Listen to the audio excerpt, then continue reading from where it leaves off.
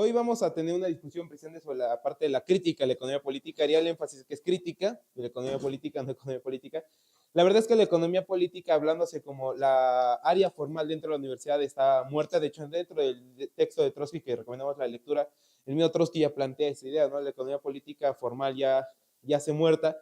En las universidades, academias, no se enseña más que basura, de forma que no hablaremos de economía política, sino de la crítica a la economía política. Y concretamente, el enfoque de la sesión de hoy la vamos a orientar, sí, sobre la parte de economía política y demás, pero también me gustaría que se tenga sobre todo un entendimiento de lo que va a ser el método para la crítica de la economía política, porque el capital requiere dominar el método antes de entrar directamente a pelearnos con Marx, ¿no? Yo quisiera iniciar la introducción con una cita que particularmente no es de Marx, sino es de Engels, y de hecho es sobre el anti-Düring, un poco tratando de relacionar las discusiones pasadas que hemos tenido en la Escuela de Cuadros con la sesión del día de hoy.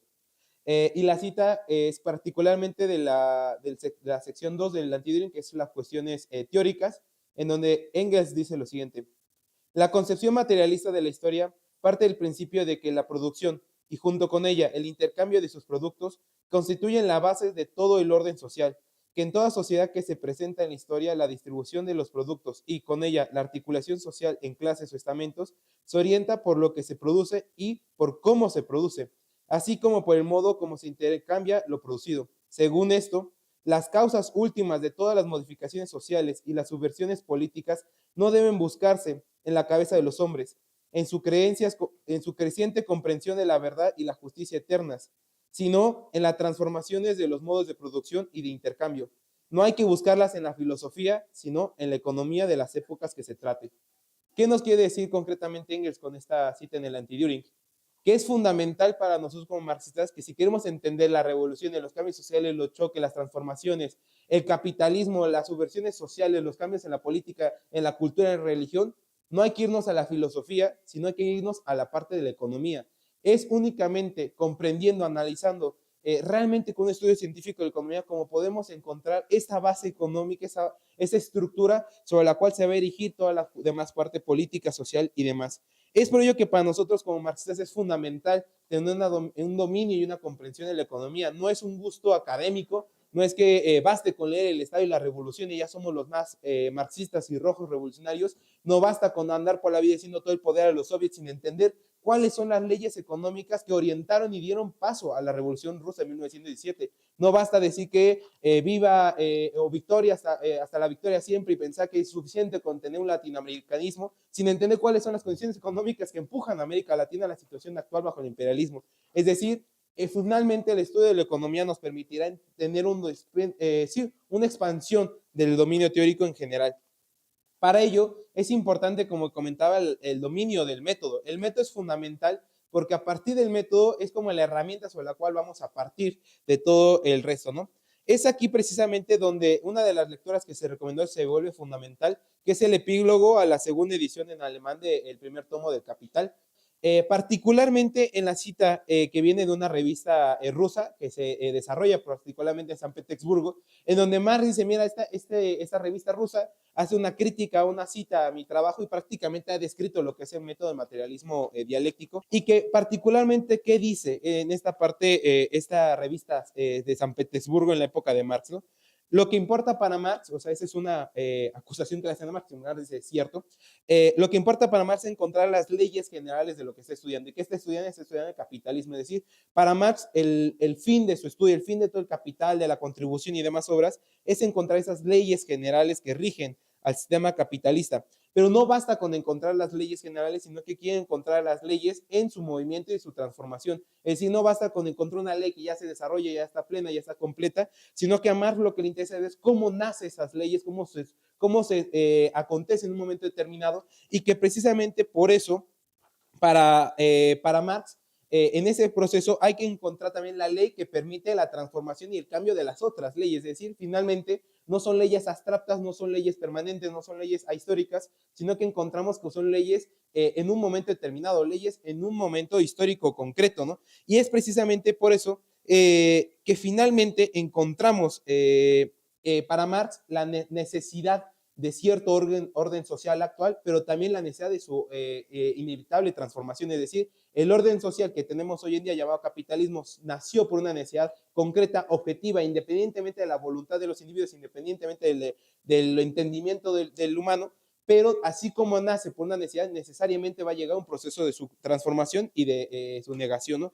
Es precisamente por eso que para el método de Marx finalmente hablamos que hay una visión histórica, es decir, no hablamos de leyes generales permanentes, abstractas, humanas, como si fueran leyes de Dios, sino que hablamos de leyes determinadas por un factor histórico, pero también hablamos de una visión objetiva del estudio de la economía, es decir, no dependemos de que cada quien pueda tener su interpretación, sino que Marx tenía un estudio científico de la realidad y que por lo tanto hablamos de leyes objetivas, ¿no? En ese sentido, precisamente viene la famosa frase de Marx, que viene en el prólogo de la contribución, que esperaría que también hayan hecho esta lectura, que es que no es la conciencia del hombre la que determina su ser, sino por el contrario, el ser social lo que determina su conciencia. Esto va a ser lo fundamental del método de Marx, ¿no? Una visión histórica que posiciona la economía en un plano histórico que no son leyes eternas, el capitalismo no siempre ha existido, sino que nace por necesidades concretas, y esas necesidades concretas son objetivas independientemente de la voluntad del hombre, entendiendo que finalmente su conciencia, su moral y demás van a estar determinadas o condicionadas por los factores objetivos de la producción y la distribución. Es precisamente en ese sentido en que Trotsky lo dice de manera muy clara, ¿no? En la base de la sociedad no se halla la religión ni la moral, sino la naturaleza y el trabajo. El método de Marx es materialista, pues va de la existencia a la conciencia y no en el orden inverso. El método de Marx es dialéctico, pues observa cómo evoluciona la naturaleza y la sociedad, y la misma evolución como la lucha constante de las fuerzas en conflicto. Si nos damos cuenta, el método de Marx en ese sentido no solamente planteamos que es histórico y materialista, sino que también es dialéctico, comprende que esas leyes, que esos cambios están en transformación, hay un choque constante y que finalmente va a ser la esencia del método de Marx, ¿no? Pero aquí valdrá la pena preguntarnos cómo Marx llega a estas conclusiones. No solamente decir, bueno, sí, el método de Marx es dialéctico y materialista, pues bueno, muchos podríamos replicar esa simple consigna de manera muy sencilla. ¿Cómo llega Marx al método, no? Y es ahí el texto que creo que fue el más pesado para varios de nosotros, que es en la parte del método, y es, sí, fundamentalmente el texto más abstracto que tenemos en la lectura del día de hoy, un poco más complejo, más filosófico, pero es en Marx que concretamente nos está presentando cuál va a ser el método de estudio, no solamente de manera aislada para él, sino también de la economía política, que finalmente Marx llamará que es el método científico correcto, ¿no? ¿Dónde nos encontramos? En un primer momento, cuando queremos hacer un estudio, hay cosas que son lo concreto, como nos plantea Marx, ¿no? La población, el crecimiento, el Producto Interno. Hoy en día podemos hablar de otros concretos, ¿no? La bolsa de valores, la inflación y demás. Estas cosas son finalmente lo que nos aparece en primera vista, lo que la gente inmediatamente conoce, lo que Trotsky podría llamar que son esos conceptos místicos en la cabeza de las personas que no terminan de entender, pero que son las palabras que ocupamos siempre. Y que finalmente, en el término marxista estamos hablando de que es la apariencia, es decir, se aparece precisamente este primer velo que son las cosas concretas. Sin embargo, nosotros no podemos, o el método que plantea Marx no es ir directamente a querer entender de facto esa cosa concreta y querer ya plantear toda una serie de leyes a partir de este concreto, porque finalmente este concreto es la representación caótica de un conjunto. Por ejemplo, Marx lo que nos plantea en ese texto del método es que la población, si tú la tratas de estudiar directamente, vas a encontrar que la población tiene clases sociales y las clases sociales tienen también a su mismo tiempo estamentos. Y a partir de esa situación encontrarás categorías como valor, jornada laboral, salario, y decir, cada vez hay un proceso donde van cayendo categorías más pequeñas, por así llamarle, más concretas y que, bueno, más abstractas realmente, y que es presente en ese proceso lo que Marx llama la necesidad de hacer una abstracción. Si tomamos el concreto, la cosa abigarrada, el conjunto que era caótico, y le tenemos que abstraer, hay que quitarle todas las particularidades a esa cosa. Por ejemplo, yo en alguna ocasión me recuerdo platicando esta cuestión con compañeros, en que yo decía, hay que analizar, por ejemplo, hay que encontrar la esencia de una taza, ¿no? Tú cuando quieres encontrar la esencia de una taza, no vas a decir que la esencia de una taza es que esta taza es roja o esta taza es de cerámica o es una taza de madera, porque finalmente el hecho de que sea roja no va a negar que sea taza, va a seguir siendo una taza. El hecho de que no sea madera, sino de vidrio, no va a negar que sea una taza. Hay que quitarle todas las particularidades, hay que quitarle toda la apariencia y encontrar la esencia que se esconde detrás de ese velo, ¿no? Y cuando nosotros hacemos eso, finalmente es a lo que a Marx entiende que es un proceso de análisis. Hay que analizar la cosa, encontrar a través de un proceso de abstracción su esencia. Y a partir de eso vamos a llegar a las determinaciones simples, Esas determinaciones simples serán los conceptos abstractos de los cuales encontraremos prácticamente en toda la obra económica de Marx, y que a partir de esas determinaciones simples hay que hacer camino de regreso, hay que hacer camino de retorno para volver a encontrar la situación de lo concreto. Pero lo concreto ya no va a ser una cosa bigarrada, un conjunto caótico, sino que el concreto va a ser la rica totalidad de múltiples determinaciones y relaciones. Es decir, regresamos a la población, o si queremos el ejemplo más sencillo, regresamos a la tasa, pero ya no vamos a hablar de cosa como caótica de muchas categorías que no terminamos de entender, sino que ya que encontramos las determinaciones simples que le van a dar esencia, podemos entender ese concreto como la relación de esas determinaciones simples, las leyes que van a regir ese concreto, ¿no? Es precisamente por eso que Marx nos plantea que lo concreto es concreto porque es la síntesis de múltiples determinaciones, por lo tanto, unidad de lo diverso. Ese, finalmente, camaradas, es la esencia también del método de Marx.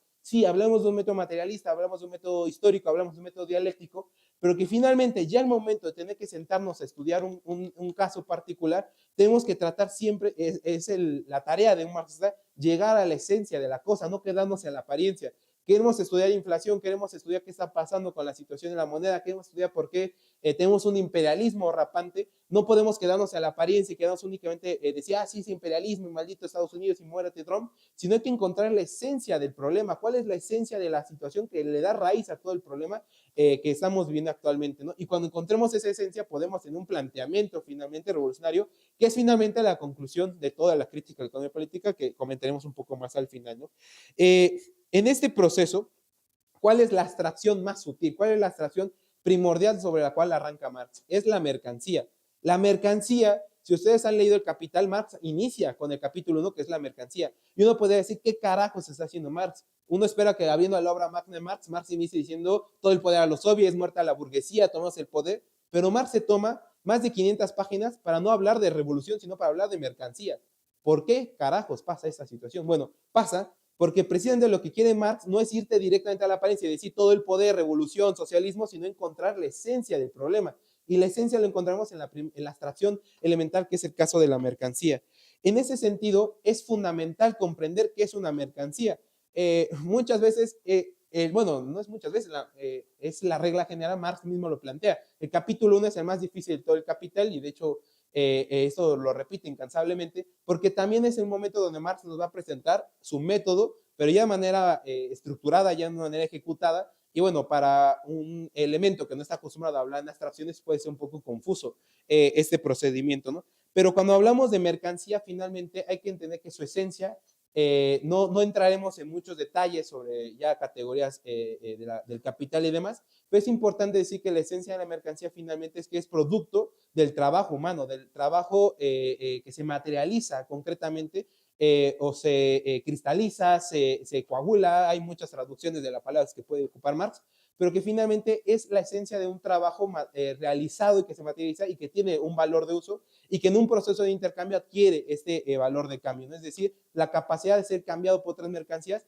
entendiéndose que todas ellas tienen algo en común que permiten ese intercambio, que es que todos son producto del trabajo humano abstracto, ¿no? En ese sentido, ya entendiendo esta categoría, esta abstracción que es el caso de la mercancía y que es el trabajo humano como manifestación, bueno, el valor como manifestación del trabajo humano, podemos llegar a una mercancía particularmente importante para el estudio del marxismo. ¿Y cuál es esa mercancía particularmente importante? Es la mercancía fuerza de trabajo. A partir de la mercancía fuerza de trabajo, Marx va a desarrollar toda una serie de concepciones y de leyes que serán fundamentales, ¿no? A partir de entender la mercancía fuerza de trabajo como cualquier otra mercancía que su valor va a estar determinado, a partir de entender este planteamiento es fundamental. ¿Cómo podemos entender que finalmente al comprar el capitalista, la burguesía, la fuerza de trabajo, tenemos una mercancía que su valor de uso, su utilidad es producir, crear nuevo valor, pero que crea más valor de lo que costó su realización? ¿Cuál es el valor de la fuerza de trabajo? Los costos de vida, de vivienda, de comida diarias de un trabajador para subsistir. Pero un trabajador en su jornada laboral produce más de lo que costó su día de trabajo. Esa situación nos va a permitir entender qué cosa, que a través de la jornada laboral existirá el trabajo necesario para cubrir el salario del trabajador y el plus trabajo, el trabajo excedente, que nos dará pie a la plusvalía. La plusvalía en términos generales, precisamente, estamos hablando de esta creación de valor que excede al trabajo necesario para el mantenimiento de comida de la clase trabajadora, ¿no? Y es precisamente en ese sentido donde Trotsky nos plantea nuevamente en este texto una cuestión fundamental que nos dará pie a entender las demás determinaciones, ¿no? La lucha de clases no es otra cosa que la lucha por la plusvalía. Quien posee la plusvalía es el dueño de la situación, posee la riqueza, posee el Estado, tiene la llave de la iglesia, de los tribunales, de la ciencia y de las artes. Es decir, la lucha por la plusvalía nos va a permitir entender la lucha de clases, nos va a permitir la evolución, entender la evolución de la propia sociedad humana y por lo tanto comprender la plusvalía es la piedra angular para Marx, es decir, la teoría valor-trabajo es esa piedra angular del método de Marx, del aporte del marxismo, y que precisamente por ello, si bien la economía capitalista es muy compleja y hay muchas leyes para el marxismo, no digamos que existan más leyes, todas estas leyes las podemos entender a partir de una ley principal, una ley primordial, por así llamarle, y esa ley es la ley del valor trabajo. A partir de la ley de valor trabajo podemos entender, podemos analizar el resto de desarrollo del propio sistema capitalista, ¿no? Es precisamente por ello que es para nosotros fundamental comprender el estudio de la ley del valor trabajo en un proceso capitalista de producción, ¿no? Trotsky se plantea una pregunta clave, ¿no? ¿Se ha hecho anticuado el marxismo ya no tiene validez? Y para nosotros como marxistas esta no es una pregunta, es decir, un ataque constante, ¿no? En las redes sociales, no, el marxismo ya ha sido mostrado que ha sido falso, ya no tiene validez. Los camaradas que suben, bueno, Cristian no me dejará mentir, en la universidad, en la academia, incesantemente dicen que Marx ya ha sido refutado, que Marx ya ha sido superado, que finalmente insisten y constantemente mantienen esta posición, que el marxismo ya ha sido caducado. Pero ¿qué es lo que realmente encontramos en el marxismo? Trotsky nos plantea estos puntos muy concretos de la teoría del Marx, ¿no? La primera es la teoría de la miseria creciente. Una de las formas como se ha querido debatir el marxismo es decir, mira, Marx plantea que el proletariado siempre estaría peor que como estaba antes, y esa situación no es real, porque hoy en día yo puedo tener un celular y yo puedo, no sé qué otro gusto podrían decir que yo tengo, pero hoy podría tener un celular y tal vez hace 20 años, bueno, hoy tengo vida, para el capitalismo eso hay que dar gracias, ¿no? Pero finalmente, ¿qué es lo que plantea Marx? Y esto es lo que también plantea Trotsky en este texto. Mira, en un momento determinado, los auges del sistema capitalista permiten ciertas concesiones. Sobre todo después de la Revolución de 1917 y después de la Segunda Guerra Mundial, la Unión Soviética representaba un peso tremendo, una amenaza latente para los países capitalistas. Era un poco como una amenaza, ¿no? Mira, si no das concesiones, la revolución socialista que ha sido demostrada en Rusia puede ser una alternativa. Esto nació los estados de bienestar, las concesiones y demás, pero que finalmente, ¿qué es lo que vemos hoy en día después de la queda del bloque soviético? Vemos que ya no está el keynesianismo, ya no está el estado de bienestar, sino que tenemos un neoliberalismo rapante, feroz, que ataca de manera brutal a las condiciones de la clase trabajadora. Yo les pregunté de manera muy clara, y creo que si nosotros hacemos esa pregunta a cualquier trabajador, si cree que está mejor que hace 5 o 10 años, la respuesta va a ser evidentemente negativa. Aquí y en Noruega, tenemos un camarada noruego en Seúl, y él lo puede decir claramente, no existe un capitalismo que mejore las condiciones de vida, ni siquiera en los países de supuesto capitalismo progresista y efectivo, como es el caso de los países nórdicos, ¿no? De forma que esta situación queda totalmente clara que no ha quedado inútil la teoría de la miseria creciente, ¿no? El otro planteamiento es el ejército de reserva. También Marx planteaba que precisamente a través del desarrollo del capitalismo habría cada vez más desempleados, habría un ejército de reserva, esto llevaría a la precarización y demás. ¿Y qué dicen los teóricos que tratan de refutar a Marx? Esto es falso, no existe tal situación como el desempleo a nivel masivo. Nuevamente, estos teóricos escriben en momentos de bonanza, de creciente capitalismo, pero hoy en día ya no hablamos de un ejército de reserva que en un momento determinado queda desempleado y puede volver a entrar al proceso productivo, sino que hablamos de un ejército permanente desempleado. Hay capas enormes y Trotsky lo dice, ahora la juventud no puede aspirar a un trabajo, tiene una situación de precarización, de desempleo brutal, y esa situación también la vemos de manera más clara cada vez, ¿no? Esta situación finalmente Trotsky lo que plantea es que es la tendencia general, gracias, la tendencia general de la evolución del capitalismo, y que precisamente en ese proceso lo que vemos es el incremento en la composición orgánica del capital, en donde cada vez el capitalismo invierte más en tecnología, en industria, en maquinaria, lo que más llamaría capital constante, y esto lo que empuja es que proporcionalmente o en términos relativos se ocupa cada vez menos fuerza de trabajo, se ocupa menos trabajadores. Para un trabajo que antes se ocupaban 30 horas, se ocupa una persona. La situación, por ejemplo, del papel de la inteligencia artificial, que también la internacional estaba analizando recientemente, ¿no? Este proceso finalmente a lo que lleva Marx es esta ley general de la acumulación, donde cuanto más riqueza produce el capitalismo, más miseria también genera. Es algo que el propio Fourier ya planteaba en el socialismo utópico, la miseria nace de la abundancia. Es este proceso donde hoy también vemos la validez de la teoría del marxismo. Otro de los planteamientos es la decadencia de la clase media. No voy a entrar mucho en esos temas. Trotsky inclusive dice, mira, antes la clase media tenía propiedad, pequeña pero tenía propiedad, y ahora solamente son clase media privilegiada, acomodada, profesionistas. Hoy en día ya ni eso. O sea, hoy en día la clase media está peor que en las épocas de Trotsky, porque la clase media, la intelectualidad, los profesionistas ya ni siquiera están mejor que el proletariado. Está jodido, está precarizado el proletariado profesionista. Los médicos, los ingenieros, los profesores, las universidades, ya no hablamos de clase media. Esta situación ha sido totalmente proletarizada, que demuestra no solamente la validez de Marx, sino inclusive una comprobación aún más brutal de la teoría del marxismo, ¿no? Otro planteamiento es la crisis industrial. Para Marx, finalmente, había una anarquía en el proceso de producción, y esa anarquía en el proceso de producción impedía cualquier tipo de planificación, cualquier tipo de orden, cualquier tipo de control. Estos teóricos, de los cuales después vendrán inclusive elementos como Bernstein y Kautsky, planteaban la posibilidad de un superimperialismo, un supraimperialismo, donde las empresas podrían llegar a un grado de monopolio donde ya no habría competencia, ya no habría anarquía, sino que todos estarían planificados en un gran monopolio entre capitalistas que se quieren y se abrazan. Bueno, Lenin ya les dijo a ellos que eran unos idiotas, ¿no? Nosotros lo volveremos a decir, porque finalmente, ¿qué es lo que encontramos en esa dinámica del capitalismo? Las planificaciones que se desarrollan en estos monopolios no anulan la competencia, sino que únicamente la doblegan, la destrozan, pero la hacen más violenta, la hacen de manera más intensa, donde ahora hay esta anarquía, pero ya no entre pequeños productores, sino que hay anarquía entre grandes corporaciones transnacionales que son capaces de destrozar economías enteras con tal de especular en el mercado, ¿no? Hay que voltear a ver a Argentina si esa situación no nos queda clara. Finalmente, todas estas cuestiones nos dejan claro la comprobación de la teoría de Marx. Y finalmente, la teoría del colapso.